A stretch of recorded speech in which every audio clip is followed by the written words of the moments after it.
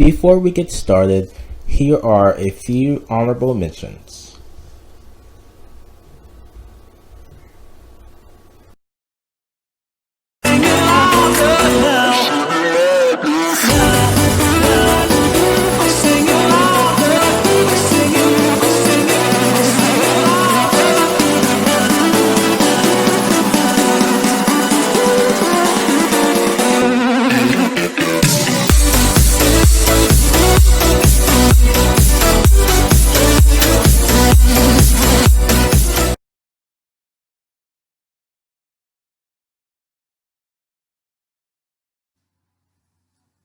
Welcome to my top 8 Nintendo Switch games of 2017. The criteria for this list is simply that most Nintendo games, first party games released on the Nintendo Switch in 2017 will count. Third party games for Nintendo Switch in 2017 will count. Multi-platform AAA third party games, however, will not be counted, and indie games will be counted. And now to the list.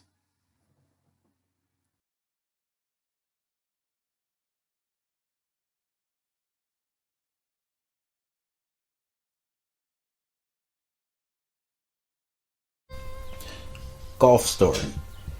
Golf Story took me by surprise. I've always enjoyed playing golf games, mini golf games like golf, Wii Sports Golf, Wii Sports Resort Golf, Mario Golf, things like that. I even enjoy playing mini golf, but I've also enjoyed RPGs. And I found this game really cheap on Nintendo eShop, and it just grabbed my attention because it was a RPG, but it was an RPG about golf. And I was like, you know what? This could work out. And so I got the game, and I was very, very impressed.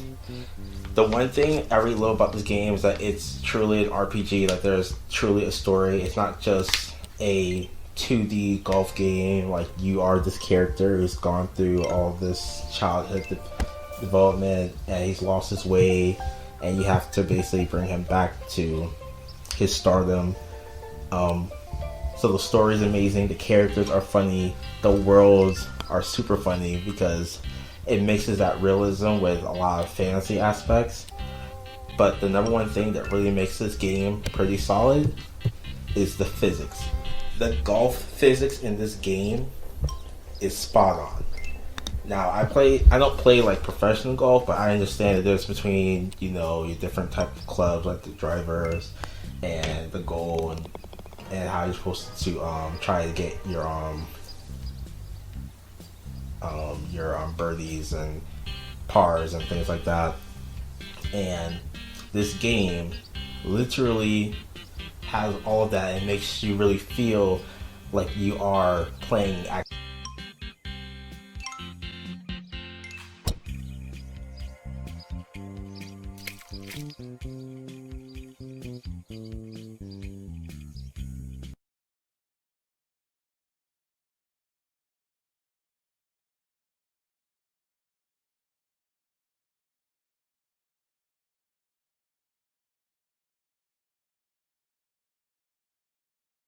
I had never played a Fire Emblem game. I knew of the characters and the world and the lore, but I had never played the game. I had also never played a Dynasty Warriors game. Didn't even know what Dynasty Warriors was. But when I heard about Fire Emblem Warriors, it just ticked something. Like, I knew who these characters were. I never played the actual Fire Emblem games. I know they're turn-based, but this action feel made me just want to give this game a try. I had heard mixed feelings about it. Some people like the game, some people hate the game, but I was like, hey, I'll try it. I went and bought the special edition for it, and I have to say that Fire Emblem Warriors was worth the purchase. The story is amazing. Now, I know that the two new protagonists, Rowan and forgot the girl's name, are I guess they're not completely canon because this is technically not like an official Fire Emblem game, but I love the protagonists. I feel their personalities are really cool and they help me really enjoy the world of Fire Emblem more. And what makes this game awesome is that all the popular characters from all the other games, so from Awakening, Birthright, Conquest, they're all back in this game too, and they come in so well. It's funny because you see Lucina seeing Chrom, and it's like, well, that's interesting. Knowing that's very interesting because that's daughter meeting father. It's really, really cool.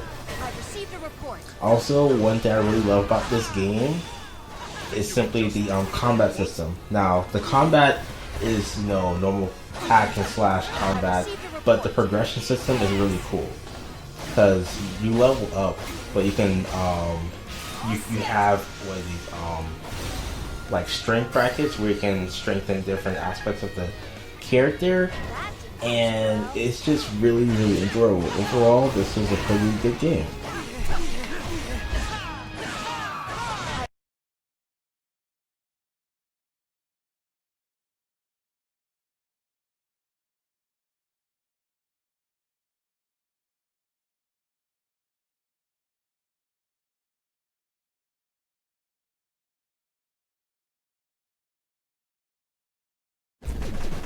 I really love platformers. Give me any type of platformer and I'll play it. Shooters, however, I'm not really a big fan of. However, when you combine shooters and platformers, give me a nice platforming shooter, I'm all in. And that is what Cave Story Plus is. I love this one aspect of the game. This alone made me want to purchase it from the eShop. But even without this aspect, it's a good game. The art style, the pixelated art style is amazing. Even though this game is over a decade old, it still looks amazing. The worlds are vibrant and beautiful. The bosses are very bad and very hard and challenging, which makes it even more fun. The story is very funny. There's lots of lovable characters. And overall, just an awesome game and worth the purchase.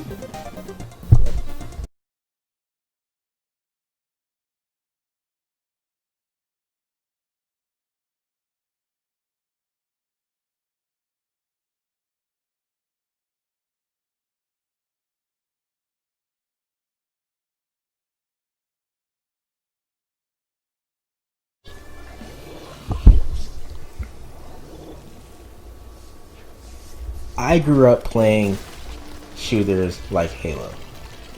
Besides Halo, I hate shooters. I hate Call of Duty and all those games like that because shooters just annoy me. However, I love Nintendo. And then I saw Splatoon. I heard Splatoon on the Wii U. I didn't get a chance to play it. I didn't own the Wii U. But when I heard that Splatoon 2 was coming to Nintendo Switch, I was just hooked. I was like, I need to try this game out and see for myself why it's so popular.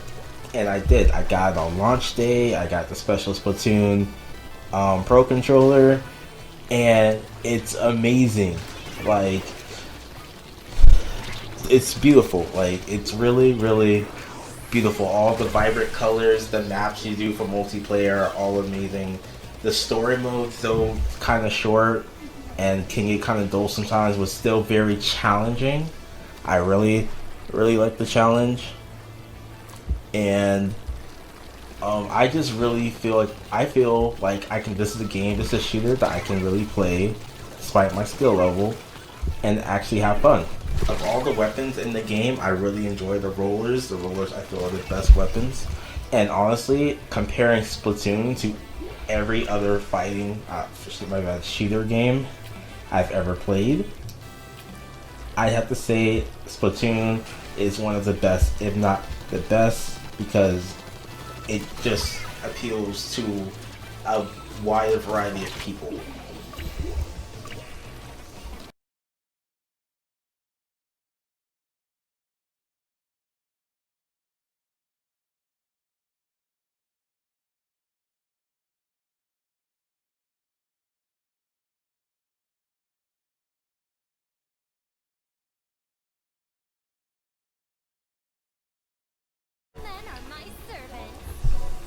Have I mentioned how much I love RPGs and JRPGs like Pokemon, Final Fantasy, Kingdom Hearts, all of those? Well, when the Switch first came out and I was very desperate for games, I saw Disgaea 5. Disgaea.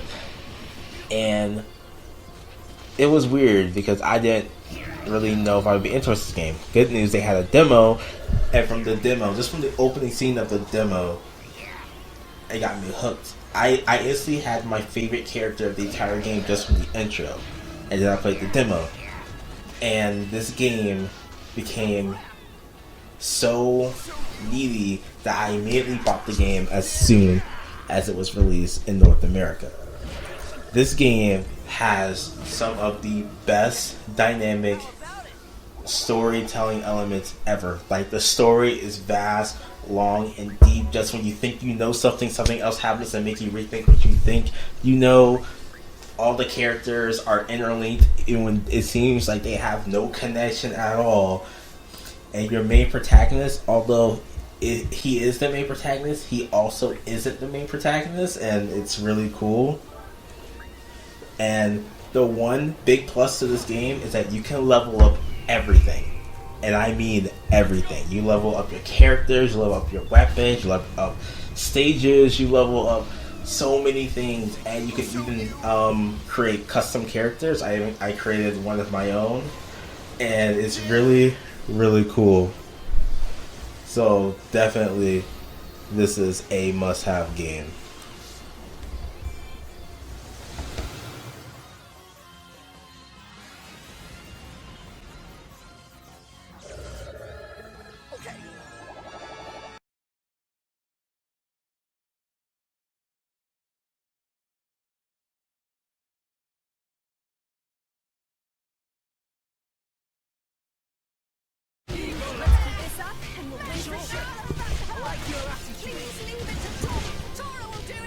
Once again, I love me some RPGs. I have heard of this game series when the first game came out on the Wii. I think it was the Wii or Wii U, the first game. And then I know there was another game that wasn't necessarily a sequel, but it came out on, I think, the 3DS. But when this game was announced, I really wasn't sure about it, but Nintendo hyped this game up so much, I couldn't ignore it.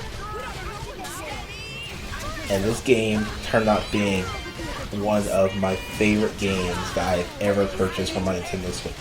The story is so good, the characters are so good, the world is so vast that I still have not finished.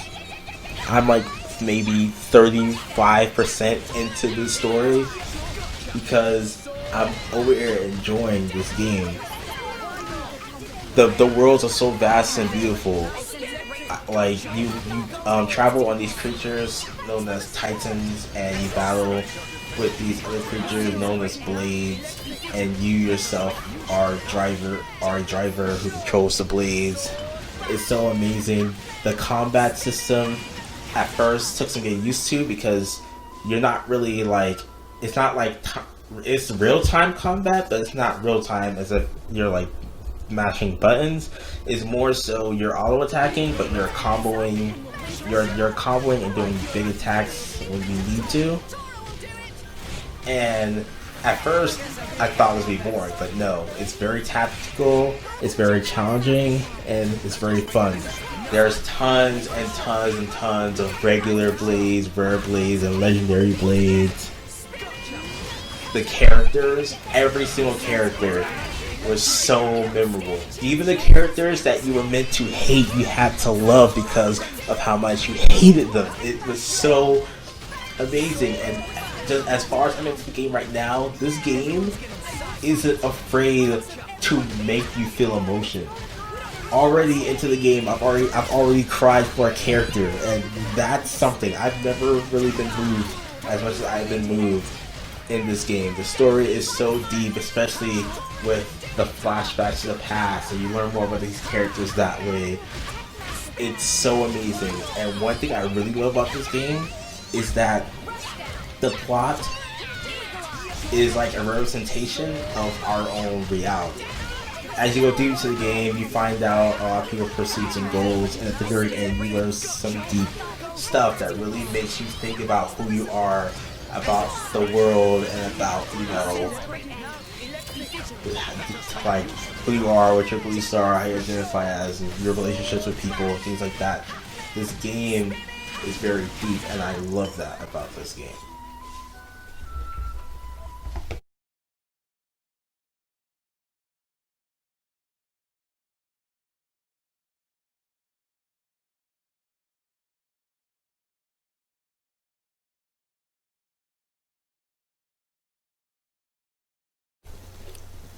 Dun, dun, dun, dun. Dun, dun, dun, dun, dun, dun, dun, dun. The Triforce. Link. Zelda. Ganon. I knew the lore, I knew the characters, but I had never, ever, ever played a Legend of Zelda game. But when the Switch came out, it was the main launch title, and I got it. And I played through my first Zelda game ever. And it was one of the greatest experiences I have ever had in a game, period. For this to be my first Zelda game, this set high expectations for every other Zelda game I will ever play or has ever came out. And it made me really want to play all the past Zelda games. Because it's like, if this is what these games are, I'm intrigued, I'm interested. Legend of Zelda Breath of the Wild is a big, vast, beautiful game. Once you go through the tutorial portion in the center of the map, you're free to go and do whatever you want. Go explore whatever you want. Yes, there is a goal. You have places you need to go to progress through the story. But to be completely honest, once you're done in the Great Plateau area, you control how you progress in the story. In fact, you can beat the game without really going through the story. But that's your choice, and that's one thing I love about it. The combat is awesome because it's like you're in the world, you're surviving, you pick up different weapons. A weapon could be a leaf or a stick, and you have to go fight these monsters that appear. They have bows and arrows, you have to steal their bows, arrows, their weapons, and things like that. The weapons aren't permanent, they do break over time, kind of like how real weapons in the real world do. The survival element is awesome. You have different hearts for you have a certain amount of hearts and a certain amount of stamina. You have to go through shrines in order to gain enough life orbs in order to get a heart container or a increased stamina bar. But you get hungry, you get cold, you can burn up, you can drown, you can do all these things, and it feels like I'm really in this world. The story may not be, per se, the best thing about this game, per se, but the characters are pretty good for the most part. My favorite characters have to be all the Ganon Blights and Dark Beast Ganon. My favorite Ganon Blight has to be Thunder Blight Ganon. Best one ever. And then Dark Beast Ganon was like a nod to Ocarina of Time and things like that, because that was one of the best Ganons visually. I love this game. I continue to play it. There's so much more to it, and I am really looking forward to the next installment in the Legend of Zelda series.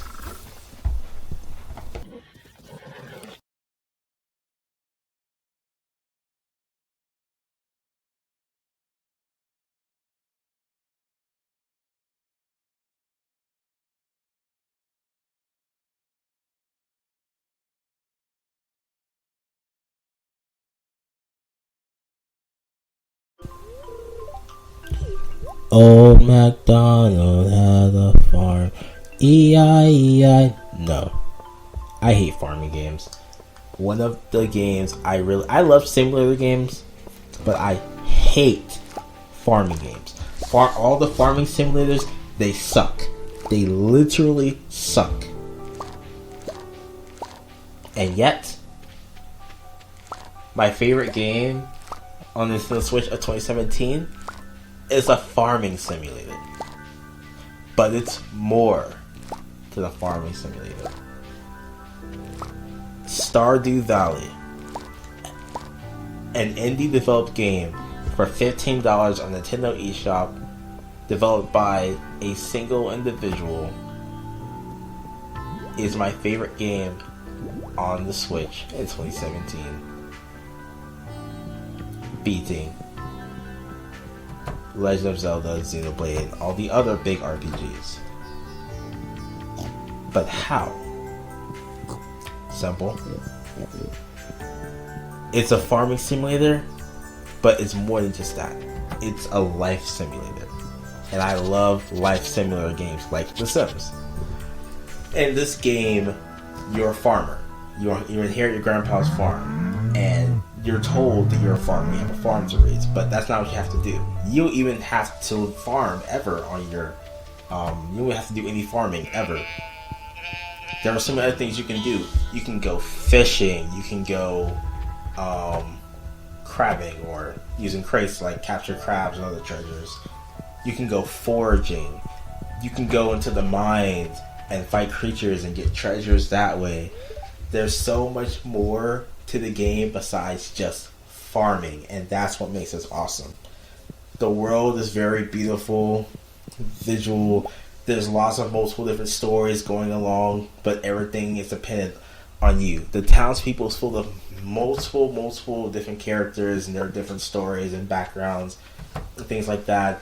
And for the first time ever in the game, besides maybe Xenoblade, as I mentioned before, relationships of NPCs actually matter. Because the more you build relationships with these NPCs, the more they give you gifts, and some NPCs you can marry, have kids with, and everything like that. Overall, one of the best games ever.